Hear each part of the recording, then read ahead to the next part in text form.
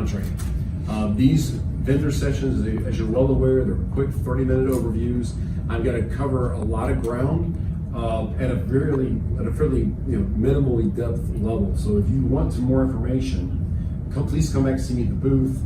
Write on your form, hey, please contact us, and we'll reach back out, schedule an online presentation, or we'll see you this afternoon and we can answer more questions and go into more in-depth about the software there. Document management is a huge, broad piece of software. We've been spending a lot of time with it, and the on-base platform on which Content 360 is developed it's an enterprise class document content management solution. So a lot of depth to the software.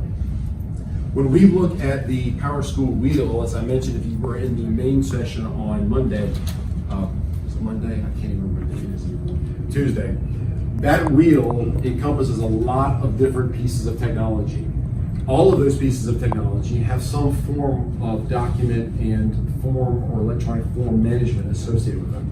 At last count, there are 8 different ways to manage and store documents inside of PowerSchool applications, be that Docs Online or the attachment functionality in eFinance, or storing documents in PowerSchool enrollment. All of those pieces of technology allow you to store and manage documents. Our approach is a little different.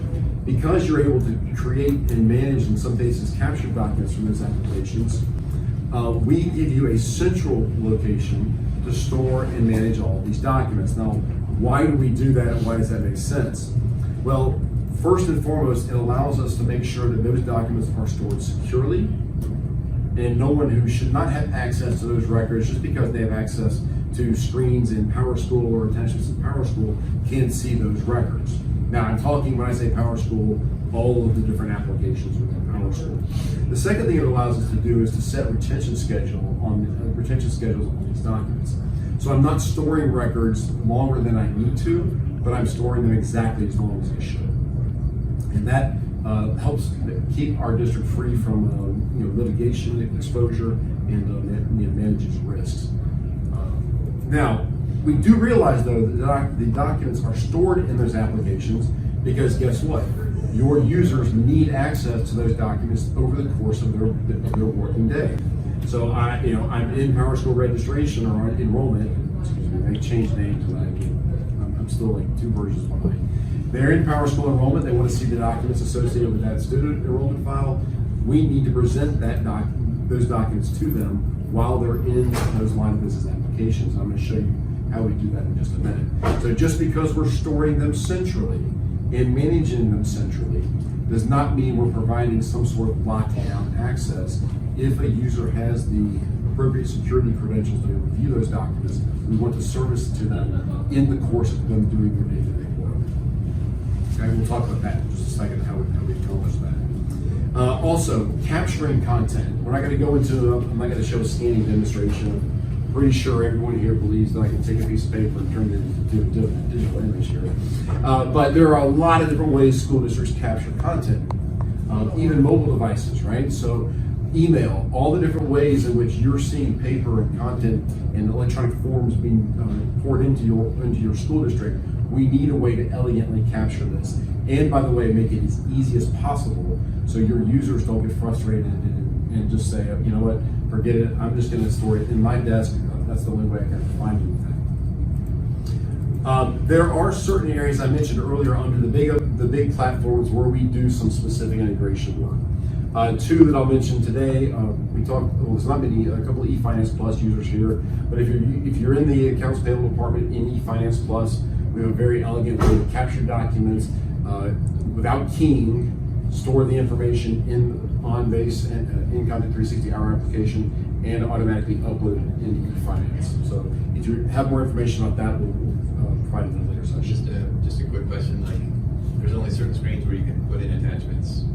Does your system allow the ability to put in attachments in the other screens where the host system doesn't do attachments? Yes, so the attachment functionality, and this is, by the way, no way to disparage the way that PowerSchool manages that functionality, but the fact that I have to drill down to a specific screen to be able to attach a record right to that screen, that concept doesn't really exist for us. You can add documents from anywhere, and then we use the way they're categorized to service them back to this correct screen.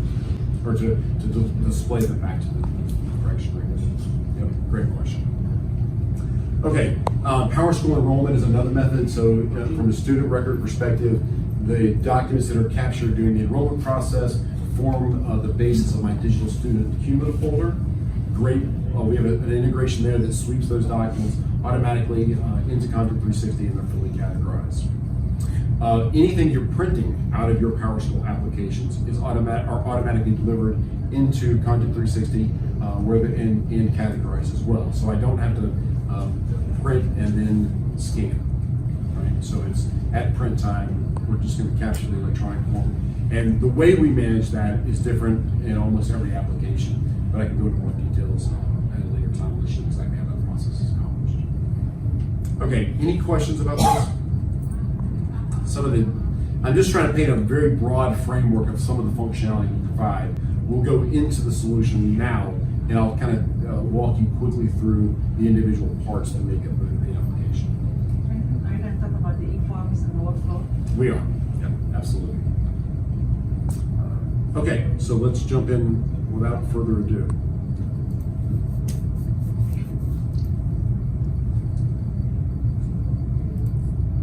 Okay, so this is just an example of a home screen. Obviously, this is a fairly busy screen because I have it showing human resource information and finance information and student information. Generally, a user will be able to customize this, and all we're doing is providing a quick launch place where I'm going to go into the more common aspects of the software. I've got a search I run all the time. I save it as a tile, I click the tile, and bam, it takes me directly to the search. So this is customizable by department and then individually customizable by the users in the department. And I'm going to start by jumping into the first way of retrieving documents, which is the most common method for human resources folks. So we are able to take the documents that are stored in the application and organize them automatically into folders. So the folder view, we could have the highest level be the department and then the employee and then the folder and then the individual documents. But for the sake of this example, we're just going to say that we're going to organize it by employee by clicking on the individual employee file. Maximize this. I'm able to see the subfolders underneath that employee file that I have access to. And by clicking underneath that, I can view the individual documents. Now, I do see also that these folders are smart in the sense that they can alert me if they're expecting to see a document that doesn't exist. So if I'm expecting to see a W-4 form in this record, or I'm expecting to see a certain volume or types of forms in a student record, for example, I can alert the user that, hey, if you have this, we need access and we need to drop this into the document itself. And by taking the document, I can drop and drag, if I had it on my desktop, into the appropriate folder. I can designate what document type it is. So if I say human resources and I tell them it's a, scroll down to the 4 folder here, and then import the document, it will automatically associate it with that folder. Oops, I selected the wrong document type, so it's still saying the W4 is not found, but that would normally populate, right? Okay, so this is a quick method of organizing documents. The folder structure can be set up in advance. It's just a view. It doesn't mean the documents actually reside in this folder. You can configure this however it makes sense for your organization. People like this view generally because they're used to retrieving documents in a Windows tree structure, directories type. So this is a nice clean interface to be able to retrieve documents.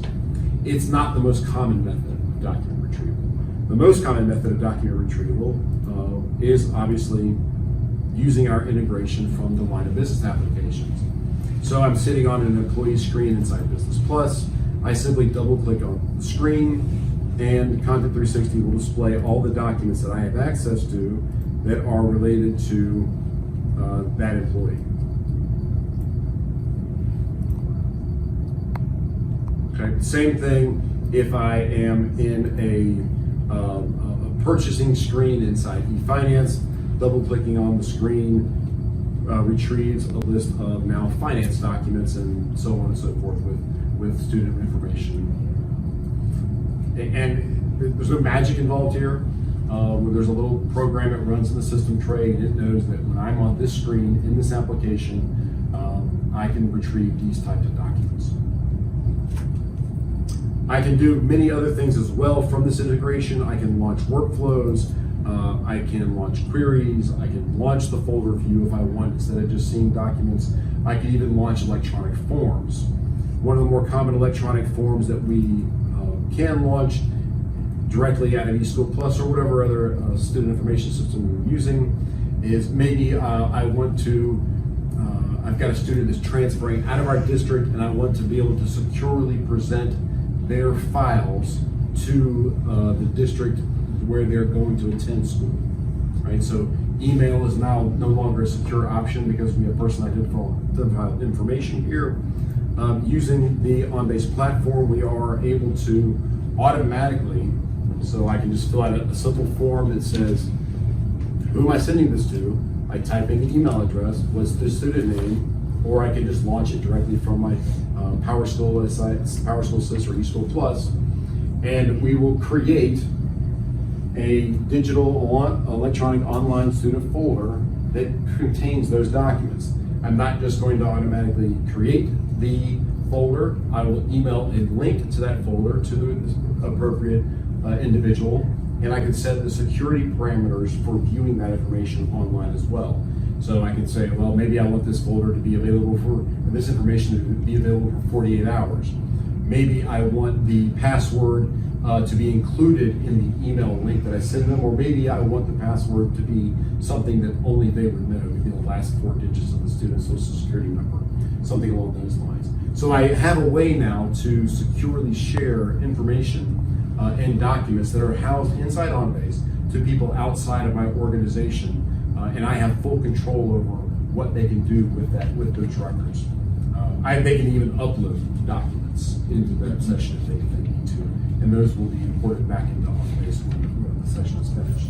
So I'm using a student example here, but the same thing works if I were to, and you may be using Talent Ed documents for this also, but just in case you're not, you can go through and, let me see, for example, maybe you're collecting new hire documents for, for an applicant, and they can go through who's been recently hired. They can go through and very easily say, oh, here's my step number 1, start here. I'm going to upload all the information that I need or share it with that individual.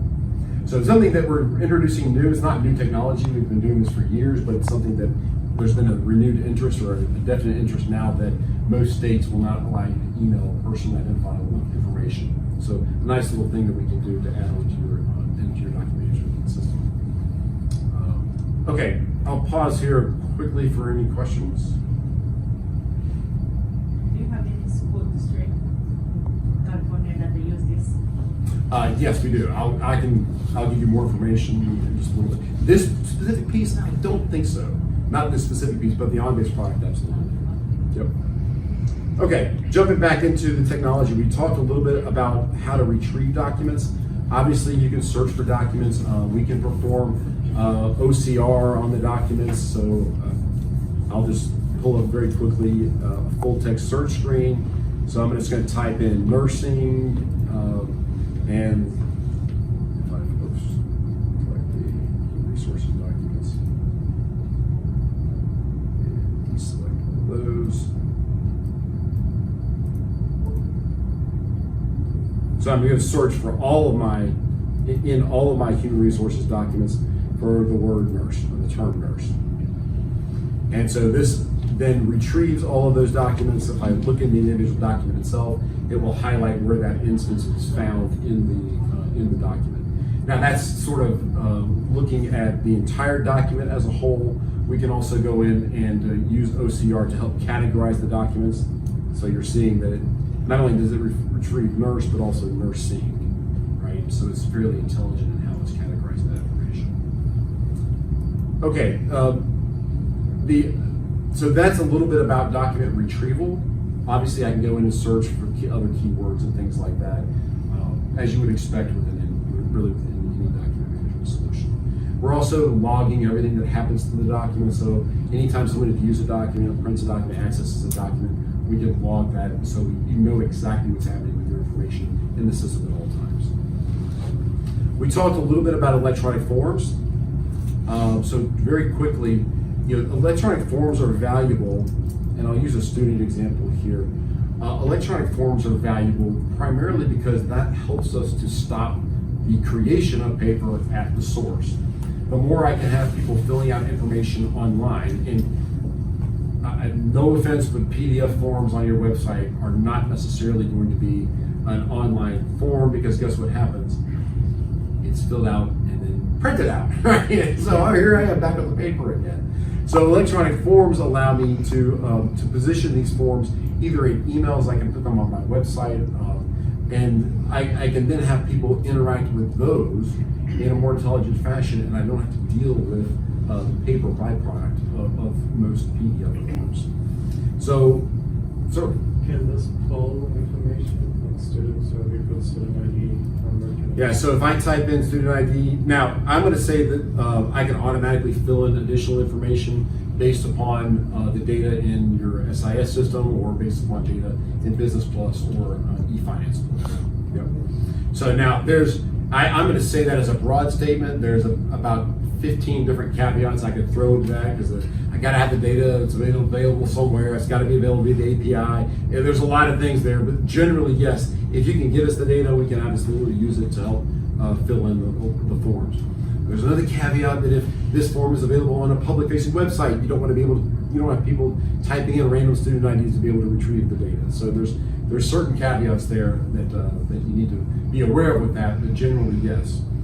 I can also have the ability, I can give people the ability to upload documents. So when I upload a document via my form, it can automatically be categorized and associated with the form and flow back into the document management solution, thereby basically saving 2 steps, right? The capture of the data, and then the using of and then the automatic capture of the form or the document that's attached to that form as well. The forms are treated just like documents inside the solution, so this would then be a document or a record inside of the document management, inside of the company system. Certainly.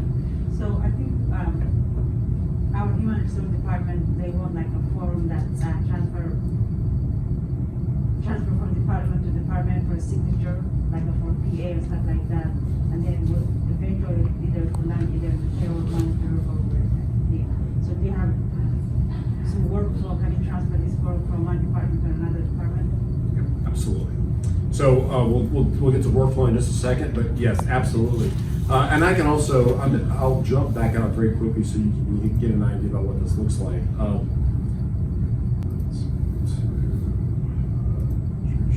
I'm just going to jump into very quickly the Forms Designer and show you what that looks like, because it's a very powerful design tool, and we have about 5 minutes left, so I'll just run through this very quickly. It's a very powerful design tool, and it allows me to be able to add signatures, add logic to the form. So the idea being is that I want to be able to rapidly develop these forms, not have to be an IT expert to be able to use forms, send them out, and then also I want to be able to capture the information on them and make the form as easily completable as possible, right?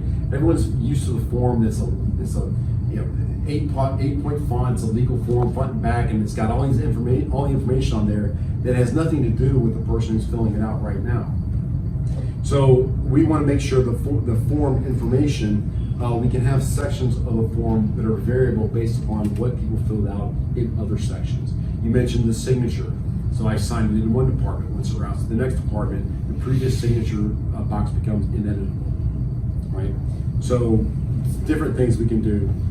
Even based upon, so here's some of the upload functionality. So who am I viewing this form as? If I'm a manager, so I select the manager and I refresh, now I can see that it's actually a 4-page form instead of a 3-page form. So based upon who I'm authenticated in, I can also have the form display different properties. The pages, so if you look at the pages over here, this is how the pages are organized. So I just add a new page, click new page, and that's it. Yep. And if I want to add signatures, radio buttons, anything along those lines. It's just simply drop and drag into the form itself. Okay, now electronic forms generally go very well with workflow because once I have the documents and forms created, they've got to do something. What happens, right? So the on-base workflow backend is an incredibly powerful tool that allows me to do a lot more than just routing documents. So as you can see here, we've got different steps in the workflow process. I'm allowed to, based upon whatever my process is, I can create as many steps as I want to. I've got nice little tasks up at the top. So if I'm a user assigned to this folder, I know that I've got 4 or 5 different things I need to do with it. Each step along the way, we're tracking it. Each step along the way, we can notify a user if a time is expired or if a new document is added. We want to make sure that we're only presenting good information to the users. So if they're submitting a vacation request, maybe we double check in Business Plus to make sure they actually have the amount of time left before we allow the submission of the form into the workflow. So the idea being is with workflow is we want to make allow your users to make the most informed decisions they can and provide all the information necessary for them to make that decision. Let the workflow do as much of the work as possible to free up your users to be able to focus on more high-value tasks. Okay, and right in conjunction with workflow, I mentioned it earlier, timers and notifications. If anything sits in a certain step for longer than what you set up as rules, we will send out notifications and escalations of notifications. So nothing goes into the workflow and then just gets lost.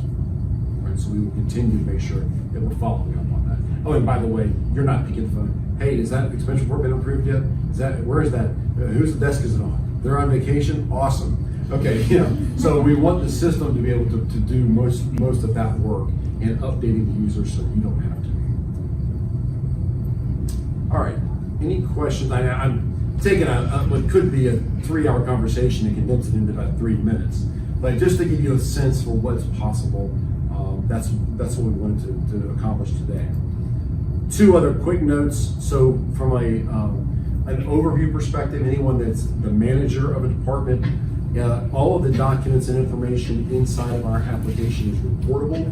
So I talked a little bit earlier about missing documents, and this is just a quick report you can run to say, okay, where am I missing documents in my organization? It's kind of helpful to see it at a individual level, but not really. I want to see how many are in each department or in each campus. And so you can configure dashboards and reporting metrics across all the documents located in the document management solution. And these are interactive. So if I select the pie chart at the top, it's going to show me only the documents that are missing related to that individual department. And that could be a campus, it could be a location, wherever whatever makes sense in your district. And then finally, just to kind of put a bow on everything, every document that goes into the Content 360 document management solution will have a retention schedule set against it. And I can go through and say, okay, this document has this retention schedule against this action. So is the action the creation of the document? Is it the departure of the employee? Is it the student's graduation date plus X number of years or months? And then when those retention schedules are met, the documents can be submitted for destruction. And we will stamp that there was a document, so we create a destruction certificate. So at any point in time, if there's ever any future question about what happened to a document, we can provide that information to your district, thereby freeing you from legal hassles. It can be either cloud-based or on-premise.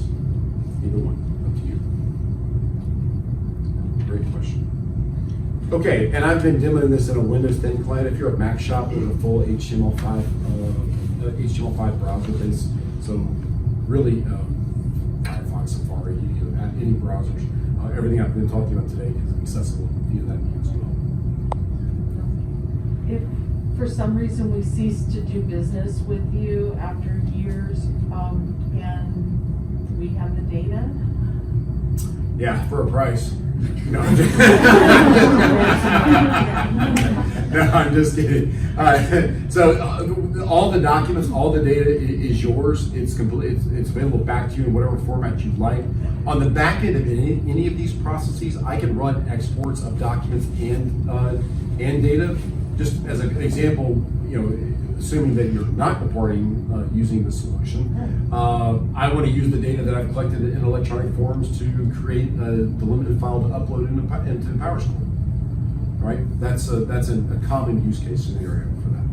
Yes, but absolutely, your documents, your data, we'll provide it back to you, all the metadata, everything that in whatever format you need it. We don't convert the document into any proprietary weird format. If you give us a TIFF, it remains a TIFF, JPEG, and so on and so forth. Some people do.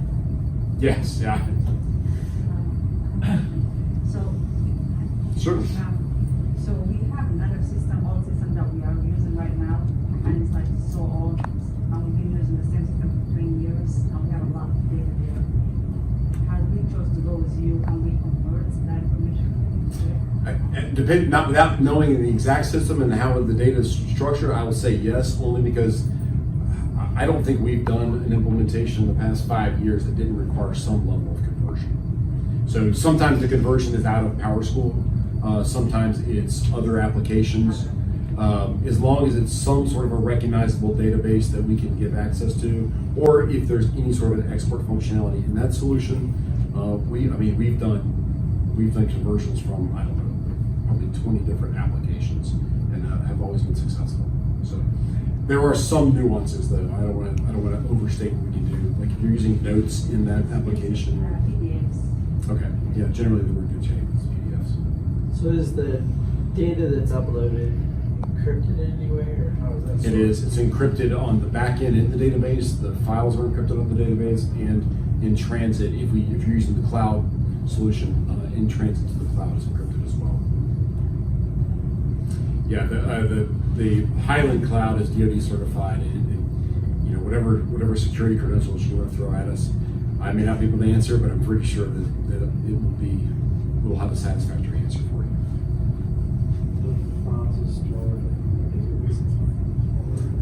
The files are stored wherever you'd like them to be stored. So the only information, in an on-premise example, the only information that's stored in the database is just the metadata security information and the pointer to where the files are located. So if you have a SAN, or if you've got some of the network attached storage device where you want to store the big volume stuff, you can store there.